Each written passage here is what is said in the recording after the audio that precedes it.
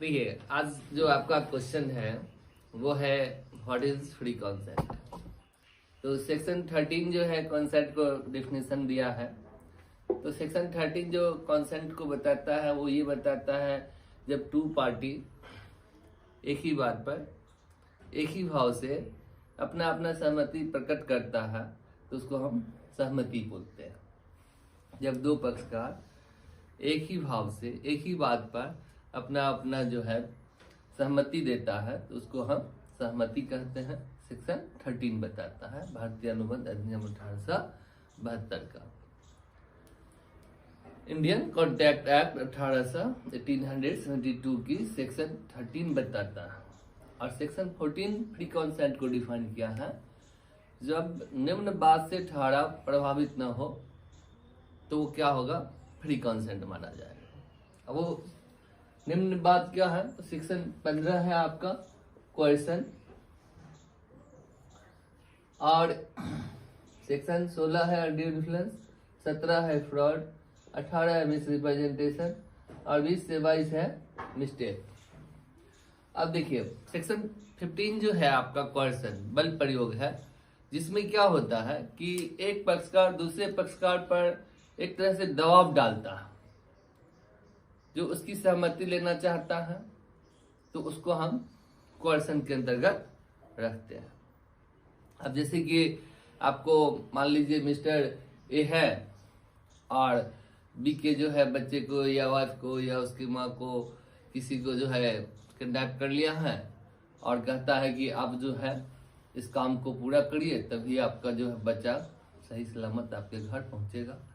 तो एक प्रकार से यह कोएर्सन है, बल प्रयोग है। इसी तरह कहीं भी जहां भी बल प्रयोग का यूज किया गया वहां पर जो है सेक्शन 15 कोएर्सन जो है आपको आ जाएगा।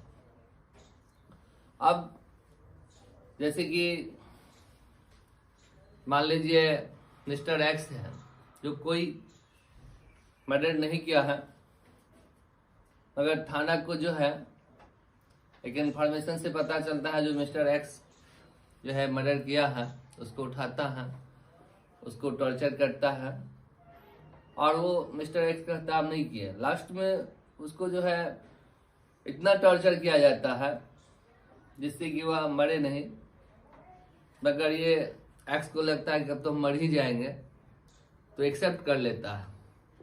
आगे चलकर वो कोर्ट में जो है कह सकता है कि मेरे साथ इतना कोएर्सन किया गया, बल प्रयोग किया गया कि डर से हमको एक्सेप्ट करना पड़ा, नहीं तो लगा जब हम मर ही जाएंगे।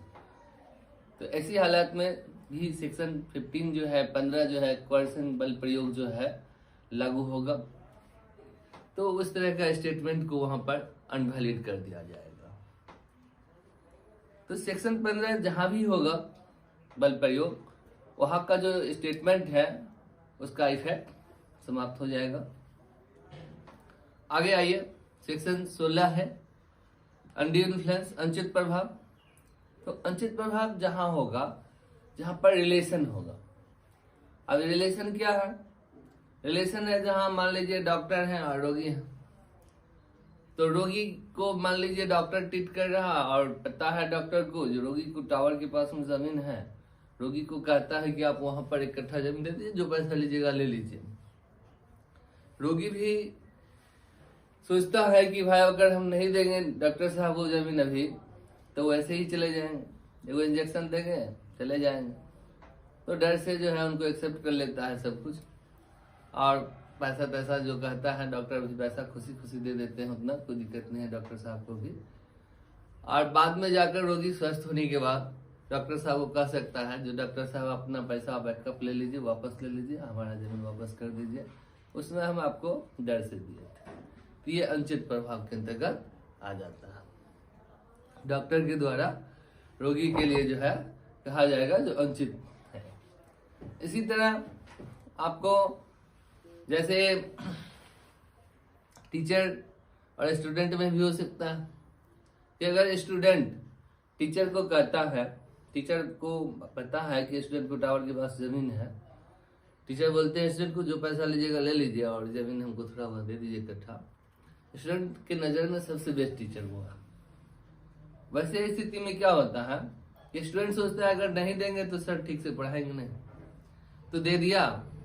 बाद में जब स्टूडेंट की पढ़ाई लिखाई खत्म होती है तो स्टूडेंट टीचर को कह सकता है कि आप अपना पैसा वापस ले लीजिए, हमको जमीन वापस कर दीजिए। उससे मेरा मजबूरी था, हमको ऐसा लगा कि अगर हम आपको जमीन नहीं देंगे तो आप हमको ठीक से नहीं पढ़ाएंगे, इसलिए मजबूरी में हमने आपको उस समय जमीन दे दिया था। तो टीचर को जो है वापस करना पड़ेगा। सेक्शन 16 में यहाँ भी अनुचित प्रभाव दिखाई देगा। तो सेक्शन जो 16 है अनुचित प्रभाव होता है जहाँ रिलेशन होता है। अब मान लीजिए एक आदमी को 2-4 बेटा बेटी है।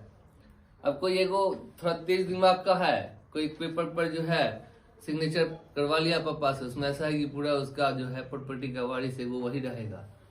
उनके मरने के बाद वो पूरा कहता है कि मेरा ही होगा। तो रेस्ट जो उनके बच्चे हैं वो कह सकते हैं कि इतना दिन जब पापा जिंदा थे तो क्यों नहीं ये पूरा फाइट कर रहा था।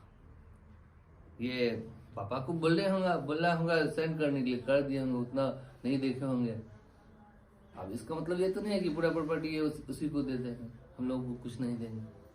तो उस पेपर को रद्द कर दिया जाएगा कोर्ट में। सेक्शन 16 के अंतर्गत ही आएगा। समझ गया? ऐसे हजारों बात है तो सेक्शन 16 के अंतर्गत आता है। जो अनुचित प्रभाव है, अनड्यू इन्फ्लुएंस है, 16 में आ जाता है।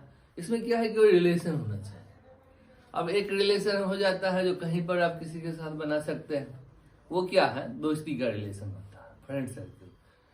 जो एक ही थाली में मान लीजिए बैठ कर खा रहे हैं, क्योंकि एक आदमी हिंदू है और एक आदमी और कोई कास्ट से बिलोंग कर रहा है, तो आपस में कोई ये नहीं है, कहते एकदम हम उसके लिए एक दूसरे को जान देने को तैयार हैं। किसी के साथ रिलेशन तो हो सकता है फ्रेंड सर्कल का। तो जहाँ रिलेशन होगा वहां पर ही सेक्शन 16 जो अनड्यू इन्फ्लुएंस प्रभावित होगा, इफेक्टेड होगा। इसके बाद सेक्शन 17 है फ्रॉड है आपका। देखिए कभी कभी क्या है कि चुप रहना भी जो है फ्रॉड हो जाता है, जहां पर आपका बोलना जो है कर्तव्य बनता है। अब जैसे कि एक कहता है बी को कि मान लीजिए ए टीचर है, बी स्टूडेंट है, और यहाँ सी भी आता है, सी ए से जो है गाय ले रहा है।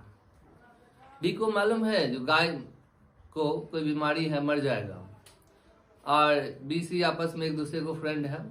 सी पूछता है बी से जो गाय ले रहे हैं ठीक है। अब बी जो है सोचता है कि हम कहेंगे ठीक है तो उसके यहाँ जाकर गाय मरेगा, उसको लॉस होगा। अगर हम नहीं कहते हैं तो फिर सर को लॉस होगा, कहेंगे गड़बड़ है तो सर को लॉस होगा, इसलिए बेचारे चुप रह जाता है। तो जहां पर आपको बोलना उसका फर्ज हो जाता है, तब अगर वह चुप रह जाता है तो धारा 17 के अंतर्गत वो भी फ्रॉड हो जाता है। ऐसे फ्रॉड मतलब हो गया आपको केवल झूठ फूस बोलकर जो है कोई एग्रीमेंट करना। सेक्शन 17 के अंतर्गत वो व्यर्थ होगा। समझ गया? उसके बाद सेक्शन 18 है मिसरिप्रेजेंटेशन। मिसरिप्रेजेंटेशन में क्या है? मिथ्या वर्णन, केवल झूठ ही बोलना। ऐसा झूठ बोलना जिसमें कि उसको खुद भी नहीं विश्वास है जो ये हुआ। और सेक्शन 20 से लेकर 22 तक है आपका मिस्टेक, जिसमें गलती है। गलती तो किसी से हो सकता है, हजारों तरह की गलती होती है। और सेक्शन 19 बताता है कि सेक्शन 15 से लेकर 15 से लेकर 22 तक अगर ठहराव हुआ है तो पीड़ित पक्षकार के लिए जो है न्यायालय का दरवाजा खुला हुआ, वो चाहे कोर्ट में जाकर अपना न्याय प्राप्त कर सकता है, अपना उचित न्याय प्राप्त कर सकता है, उसके लिए कोर्ट का दरवाजा खुला हुआ है। Thank you. अगर आप लोगों को अच्छा लगा हो तो शेयर जरूर करिएगा अपने दोस्तों में। Thank you.